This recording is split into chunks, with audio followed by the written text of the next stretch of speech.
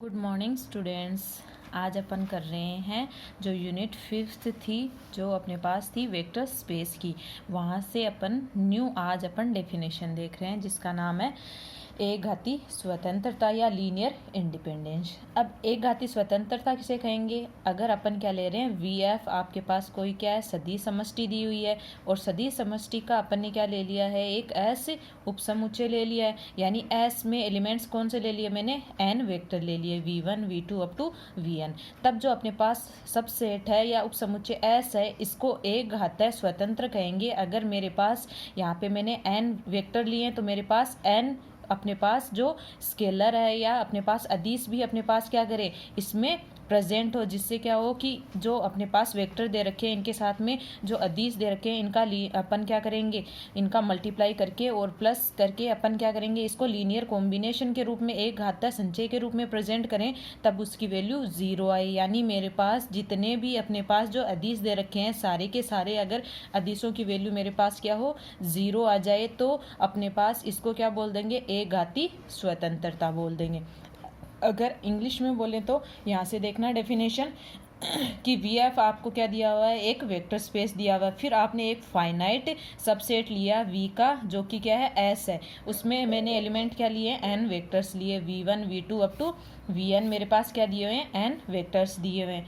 ठीक है, ये जो अपने पास एन वेक्टर्स दिए हुए हैं, इसमें वी अपने पास जो V1 V2 Vn है, इसमें वी को अपन क्या बोल देंगे, जो एस दिया है इसको लीनियरली इंडिपेंडेंट बोलेंगे। कब? जब अपने पास जो अपने पास ये रिलेशन बन रहा है किनका, वेक्टर और स्केलर्स का, इसकी वैल्यू क्या आ जाए, लीनियर कॉम्बिनेशन क्या आ जाए, इक्वल 0 आ जाए। यानी यहाँ से मैं क्या अपने पास जो जितने भी स्केलर है सबकी वैल्यू क्या आ जाए, इक्वल 0 आ जाए। तो यहाँ से मैं एस को क्या बोल दूंगी, वो अपने पास है लीनियरली इंडिपेंडेंट। ठीक है, अब यहाँ से क्या हो जाएगा, इसकी दूसरी डेफिनेशन भी हो सकती है कि एन इनफाइनाइट सेट, यानी ये फाइनाइट था अपने पास यहाँ पे। अब दूसरी मैं डेफिनेशन ले लूँ कि यहाँ पे जो मेरे पास सेट दे रखे हैं वो इनफाइनाइट सेट ले लूँ ऑफ वेक्टर्स वी का। ठीक है, वेक्टर जो वी दे रखे हैं इनका इनफाइनाइट का सेट ले लूँ। ठीक है, तो वो वी अपने पास मान लो मैंने उससे नाम दे दिया वी, सेट ले रही हूँ। ठीक है, जिसमें इनफाइनाइट वेक्टर्स है उनका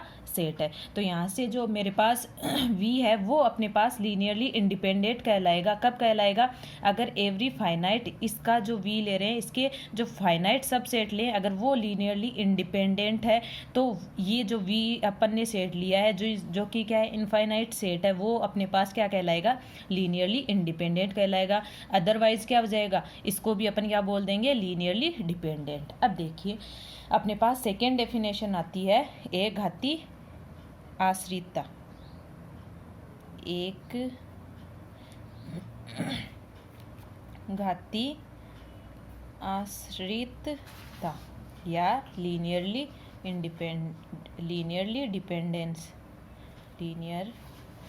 डिपेंडेंस। अब यहाँ से देखना अपने पास डेफिनेशन यही रहेगी कि वी एफ है वो आपको सदिश समष्टि दी हुई है, एस आप क्या ले रहे हो, वी का कोई सबसेट ले रहे हो। ठीक है, अब यहाँ से एस जो आपने सबसेट लिया है इसको एक घातीय आश्रित बोल देंगे। कब बोलेंगे? अगर मैं क्या ले रही हूँ, अपने पास अदिश ले लूँ और उनका वेक्टर्स के साथ में स्केलर मल्टीप्लीकेशन ऐड कर रही हूँ, तो मुझे क्या मिले, इक्वल 0 मिले। लेकिन यहाँ से जो सारे के सारे स्केलर है, अल्फा 1 अल्फा 2 और अल्फा n, सबकी वैल्यू 0 के इक्वल ना हो। मान लो कि मेरे पास एक ऐसा स्केलर आ जाए जो कि है मेरे पास नॉट इक्वल 0 है, तो उससे क्या बोल देंगे, एक घाती आश्रित था। इसकी डेफिनेशन क्या हो जाएगी, इसकी डेफिनेशन हो जाएगी, यदि वी फील्ड एफ पर एक सदिश समष्टि है, सदिश समष्टि है, एवं एस वी का एक उप समुच्चय है, एक उप समुच्चय है।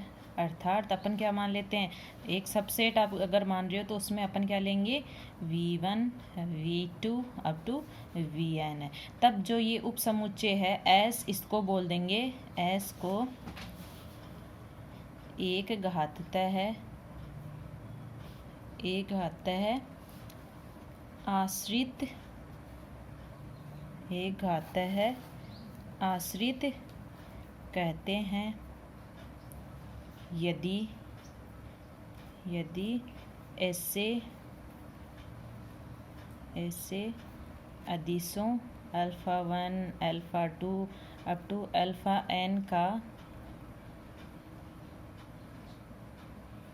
अस्तित्व है कि इनको लीनियर कॉम्बिनेशन के रूप में प्रेजेंट करें, तो alpha 1 alpha 2 v2 up to alpha n vn equal 0 आए। ठीक है, लेकिन अपने पास जो अल्फ़ा जितने भी अपने पास क्या है अल्फ़ा आई है वो टोटल क्या हो अपने पास नॉट इक्वल 0 हो, यानी अपने पास क्या हो इनमें कम से कम एक जो आप क्या ले रहे हो अदिश ले रहे हो वो क्या आ जाए नॉट इक्वल 0। इनमें से जो अल्फ़ा 1 अल्फ़ा 2 इनमें से थोड़े बहुत की वैल्यू अपने पास इक्वल 0 हो सकती है, लेकिन सारे के सारे जो आपको स्केलर दे रखे हैं वो अपने पास 0 नहीं होंगे। ठीक है ना, यानी for all alpha I not equal 0। ठीक है ना, कुछ जो अपने पास स्केलर है उनकी वैल्यू क्या हो सकती है अल्फ़ा आई इक्वल 0। ठीक है ना, तो यहाँ से अपन लीनियरली डिपेंडेंस और लीनियरली इंडिपेंडेंस की डेफिनेशन क्या हो गई, देखो लीनियरली इंडिपेंडेंस में ये हो जाएगा कि अगर आप क्या ले रहे हो एक लीनियर कॉम्बिनेशन ले रहे हो और उसकी वैल्यू क्या है इक्वल है, और यहाँ से आपके पास हर एक स्केलर की वैल्यू क्या आ जाए इक्वल 0 आ जाए, तो उसे बोलते हैं एक घातीय स्वतंत्रता। और अगर मैं क्या कर रही हूँ एक लीनियर कॉम्बिनेशन ले रही हूँ वो इक्वल 0 है, लेकिन यहाँ से जितने सारे जो स्केलर दे रखे हैं सारे जो स्केलर है वो क्या ना हो नॉट इक्वल 0, यानी कुछ जो स्केलर है उनकी वैल्यू 0 हो सकती है लेकिन सारे जो अपने पास स्केलर है वो 0 नहीं होने चाहिए। अब इसके एग्जाम्पल ले ले अपन। ठीक है, इसका एग्जाम्पल अपन करते हैं। ठीक है, फर्स्ट वाला एग्जाम्पल ले रहे हैं। अब यहाँ से देखिए एग्जाम्पल मैंने ये लिया है कि r³ आपको कोई क्या दे रखा है आपको वेक्टर स्पेस दे रखा है, उसमें वेक्टर v1 v2 और v3 आपको इस टाइप के दिए हुए हैं। अब क्या करना है जो r³ है ये अपने पास जो वेक्टर स्पेस होता है वही अपने पास क्या होता है या तो लीनियरली डिपेंडेंस होता है या लीनियरली इंडिपेंडेंस होता है। अब r³ है इसको देखना है कि ये लीनियरली इंडिपेंडेंट होगा या लीनियरली डिपेंडेंट होगा। ठीक है, वेक्टर्स ये दे रखे। अब आपको पता है कि इनको लीनियरली आप क्या लोगे अल्फ़ा 1 अल्फ़ा 2 अल्फ़ा 3 आप क्या लोगे 3 आपको स्केलर लेने हैं जिनके इनको लीनियर कॉम्बिनेशन के रूप में प्रेजेंट करो। तो r³ में अपने पास एक कोई ना कोई आपके पास वेक्टर होगा v इक्वल क्या करते हो alpha 1 v1 plus alpha 2 v2 plus alpha 3 v3।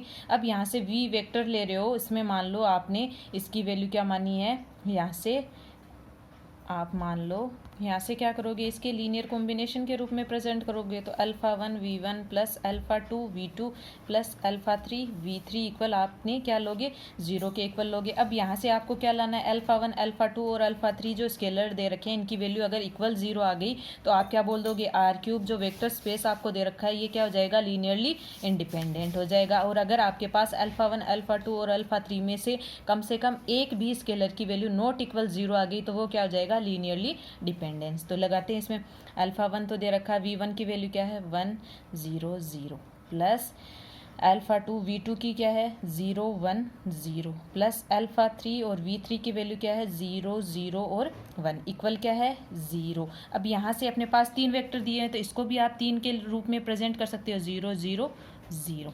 अब यहाँ से इक्वेशन लिखो, यहाँ पे क्या जाएगा अल्फ़ा 1 ठीक है कोमा अपने पास 0 0। फर्स्ट इक्वेशन अपने पास आ गई अल्फ़ा 1 प्लस 0, सेकेंड क्या आएगी 0 प्लस अल्फ़ा 2 प्लस 0, थर्ड क्या आ जाएगी 0 प्लस अल्फ़ा 3 इक्वल क्या आ गया 0 0 और 0। अब क्या करना है तीनों इक्वेशंस को इसके इक्वल पुट कर दें, तो अल्फ़ा 1 इक्वल भी 0 आ रहा है, अल्फ़ा 2 इक्वल भी क्या आ रहा है 0 आ रहा है और अल्फ़ा 3 इक्वल भी 0 आ रहा है। तो यहाँ से आपको जो तीनों स्केलर है उनकी वैल्यू क्या आ रही है इक्वल 0। तो r³ है वो अपने पास क्या हो गया लीनियरली इंडिपेंडेंस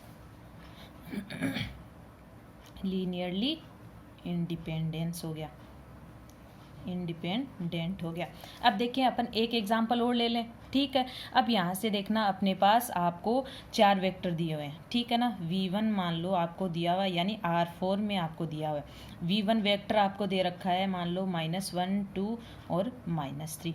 ठीक है, v2 आपको दे रखा है 2 5 7। ठीक है, v3 आपको दे रखा है 3 -4 और 5 और V4 आपको दे रखा है क्या 1 0 और -1।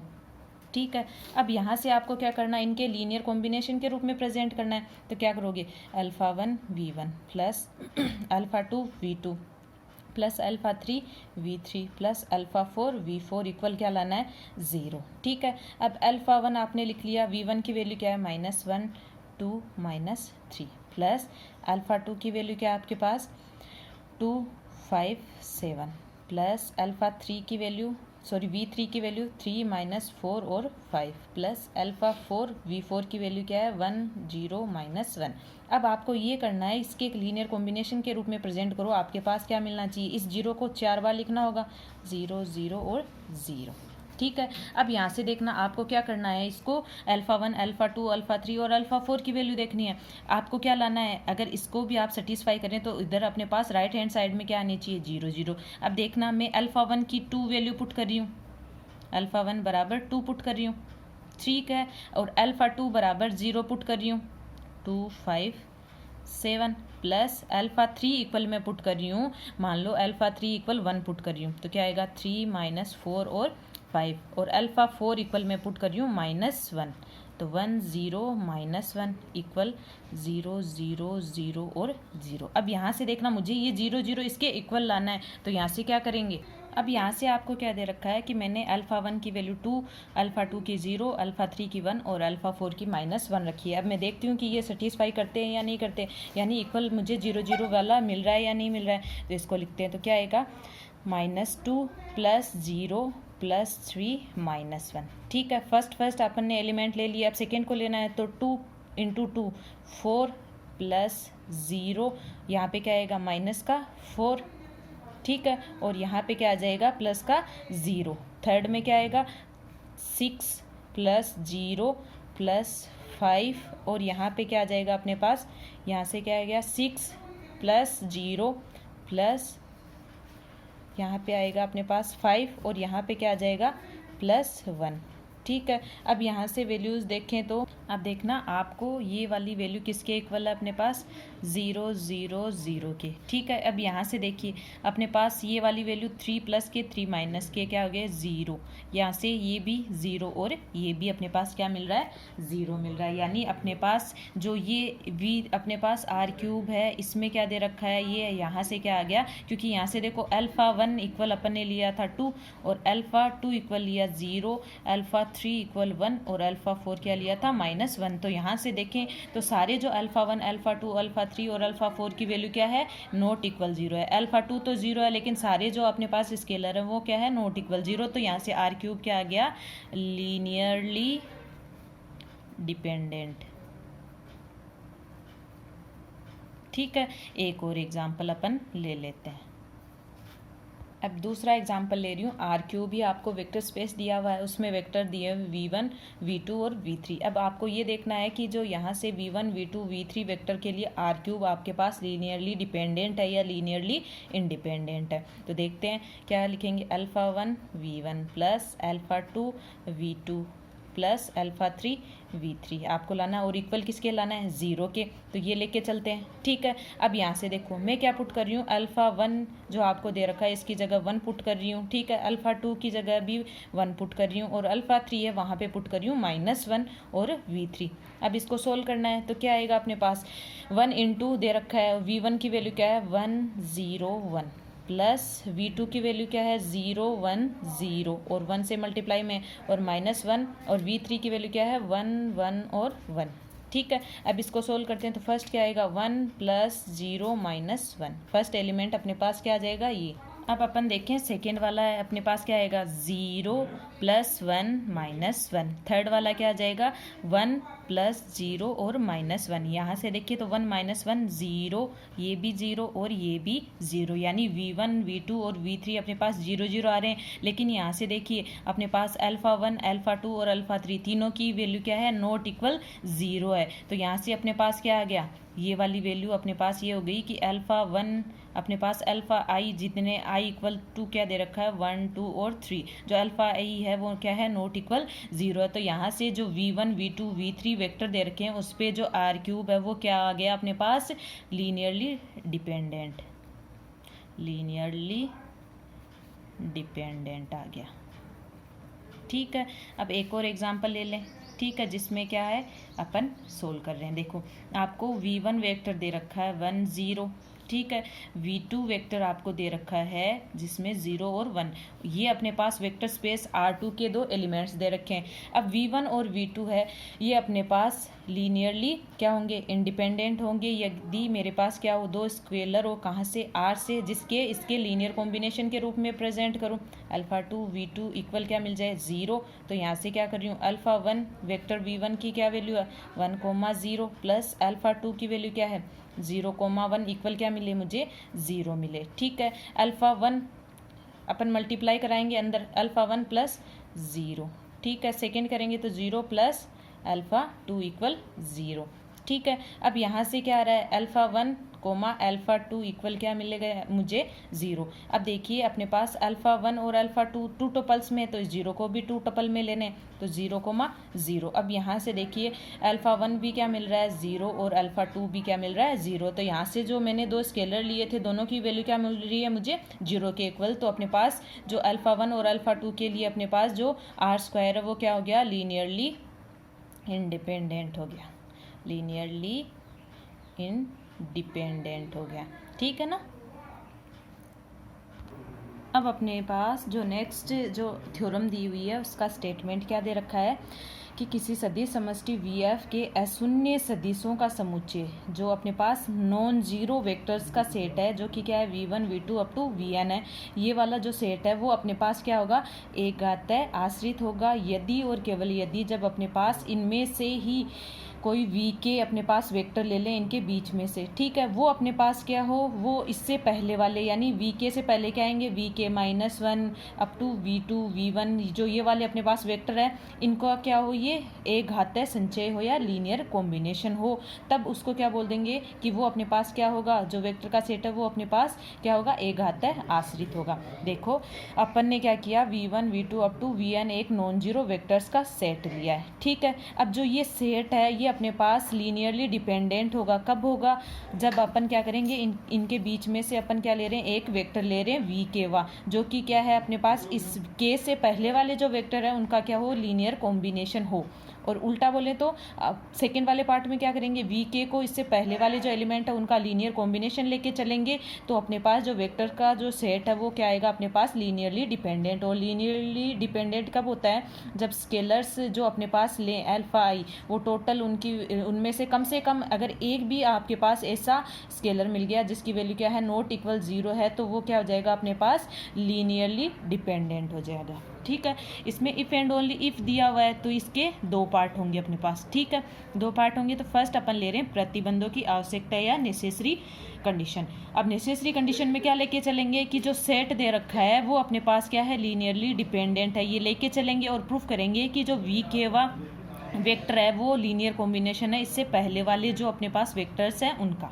ठीक है, इसको स्टार्ट करते हैं। तो मानना कि जो दे रखा है वो अपन मान लेते हैं, क्या मानना कि जो सदिश दे रखे हैं कौन से v1 v2 up to vn है वो क्या है अपने पास एक घातीय है, एक घातीय है क्या है आश्रित है, एक घातीय है आश्रित है। ठीक है, तथा अब मैं क्या मान रही हूँ जो K अपन डिफाइन कर रहे हैं वो मैं मान रही हूँ वो क्या है जो 2 और n के मध्य 2 और n के मध्य के वह पहला इंटीजर या पहला पूर्णांक है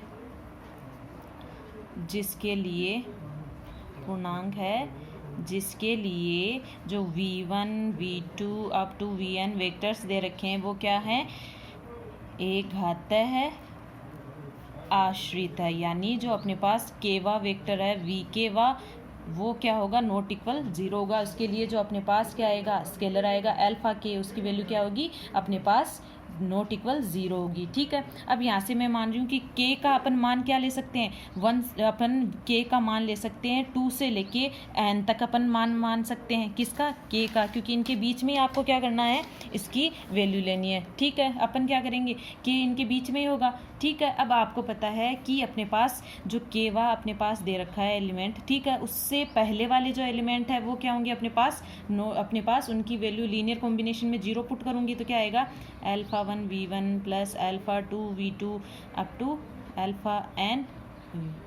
अल्फा के आएगा ना, केवा है तो अल्फा के वी के इक्वल 0। ठीक है, अब यहाँ से ये दिखाना कि α1 α2 अल्फा के है वो क्या हो गया अपने पास उनकी वैल्यू इक्वल 0 की। देखो के के बाद में जितने भी वेक्टर हैं वो तो क्या है अपने पास लीनियरली इंडिपेंडेंट है, यानी अपने पास डिपेंडेंट है। जैसे आपको क्या दिया, v1 v2 up to vn वो एक घात आश्रित दे रखे हैं, तो के के बाद में क्या आएगा, k+1 k+2 up to n तक आएंगे, वो तो क्या है अपने पास लीनियरली डिपेंडेंट है। तो यहाँ से क्या आ जाएगा, अब ये प्रूफ करना है कि α1 v1 plus α2 v2 plus alpha k v k भी अपने पास क्या होंगे, लीनियरली डिपेंडेंट दिया हुआ उसका ही सबसेट हो गया।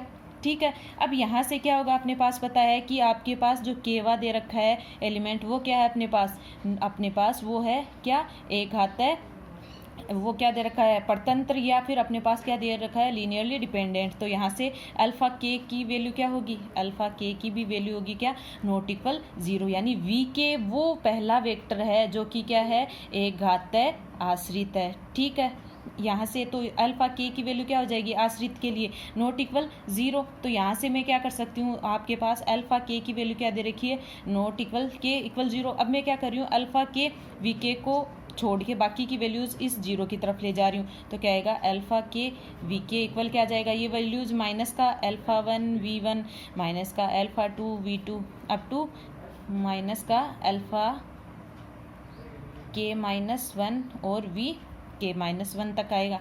ठीक है, अब यहाँ से क्या कर रही हूँ मैं कि इसमें से माइनस अगर बाहर ले लूँ तो क्या आएगा, ये α1 v1, ठीक है, प्लस अपने पास क्या आएगा, प्लस ये क्या आएगा माइनस का α2 v2, ठीक है, प्लस अप टू करते करते अपने पास यहाँ पे क्या आएगा, माइनस का alpha k-1 into we k-1। ठीक है, अपन क्या, ये लीनियर कॉम्बिनेशन ही है। अब क्या कर रही हूँ मैं, इधर सिर्फ वी के रख रही हूँ। ठीक है, अल्फा के को इधर सबके डिवाइड में चला जाएगा तो क्या आएगा, माइनस का α1 अल्फा के v1 प्लस माइनस का α2 अल्फा के v2 प्लस अप टू आपको क्या मिलेगा, ये माइनस का अल्फा k-1 बट्टे अल्फा के और v k-1।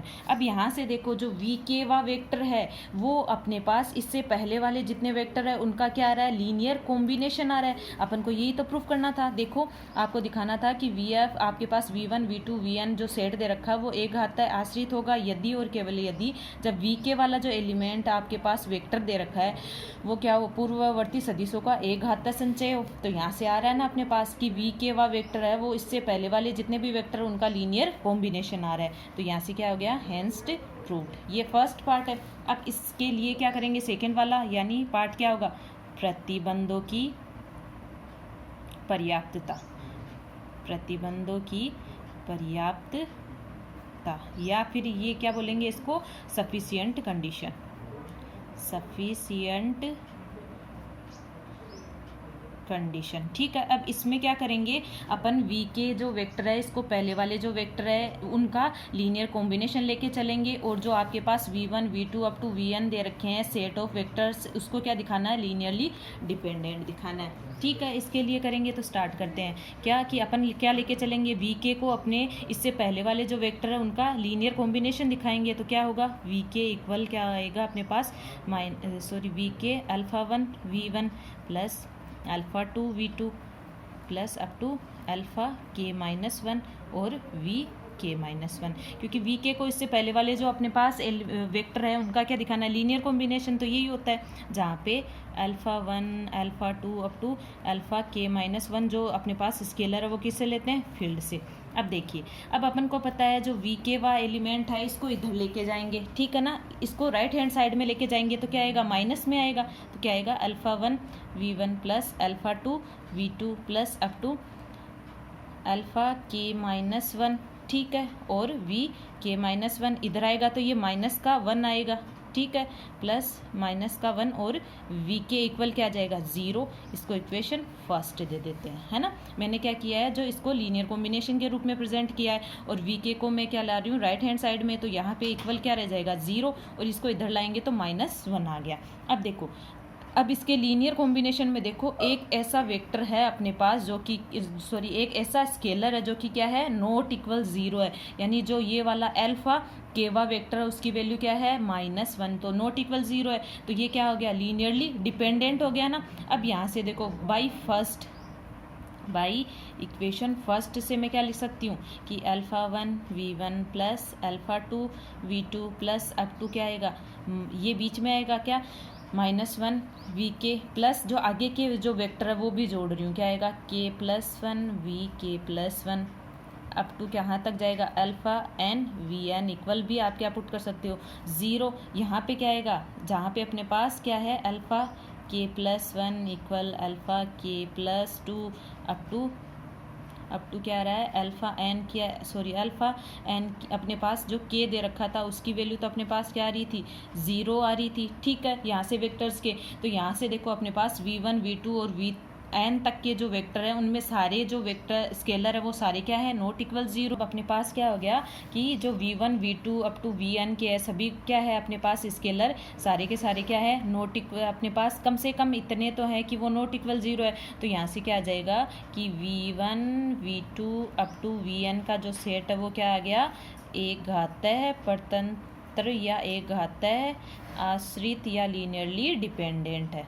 कैसे, क्योंकि यहाँ पे क्या होना चाहिए एक घात आश्रित कब होता है जब अपने पास जो स्केलर है सबकी वैल्यू क्या आनी चाहिए इक्वल 0, जबकि मुझे क्या आ रहा है अल्फ़ा केवा जो एलिमेंट है उसका अल्फ़ा केवा जो स्केलर है उसकी क्या आ रही है नॉट इक्वल 0, यानी उसकी वैल्यू क्या आ रही है -1। तो अगर कम से कम एक भी अपने पास अगर स्केलर है उसकी वैल्यू अगर नॉट इक्वल 0 आ गई तो वो अपने पास सेट क्या हो जाता है एक घातीय आश्रित हो जाता है। अब अपने पास देखो नेक्स्ट जो थ्योरम है वो है आपके पास कि सदिशों के एक घातीय स्वतंत्र समुच्चय का प्रत्येक अरिक्त उपसमुच्चय भी एक घातीय स्वतंत्र होता है। आपको क्या करना है, जो सदिश दे रखे हैं उनका एक घातीय स्वतंत्र एक आपने क्या ले लिया समुच्चय ले लिया, अब उसका क्या लेना है एक उपसमुच्चय लेना, वो भी नॉन एम्प्टी होना चाहिए, तो उसको भी दिखाना है कि वो भी अपने पास एक घातीय स्वतंत्र होता है, ठीक है ना। Every non empty subset of A linearly independent set of vectors is also a linearly independent, ठीक है ना। आपको क्या करना है एक एल वेक्टर्स का सेट ले लिया, ठीक है। अब आप क्या कर रहे हो, जो एल वेक्टर्स का जो सेट लिया उसमें से एक सबसेट ले लो, ठीक है। अब जो सबसेट लिया है उसको भी क्या दिखाना है एल, ठीक है। अब अपन स्टार्ट करते हैं, तो क्या करेंगे, माना कि एस इक्वल मैंने एक जो एल वेक्टर्स का जो सेट है वो मान लिया कि एस है वो v1 v2 up to vn जो वेक्टर्स है उनका क्या है सदिश समष्टि VF के सदिशों का एक घातीय स्वतंत्र समुच्चय। आपने क्या ले लिया एस एक वेक्टर्स का, जो कौन से वेक्टर जो एल आई है, ठीक है। अब ये एल आई है तब अपने पास क्या होगा वेक्टर्स, तब फील्ड एफ के ऐसे अवयव रहेंगे, यानी एफ फील्ड से क्या लेते हैं अपन स्केलर्स लेते हैं, तो फील्ड के अवयव क्या होंगे स्केलर्स, ऐसे अवयव होंगे कि α1 α2 अप टू अल्फा एन अपने पास ऐसे प्रेजेंट होंगे स्केलर्स विद्यमान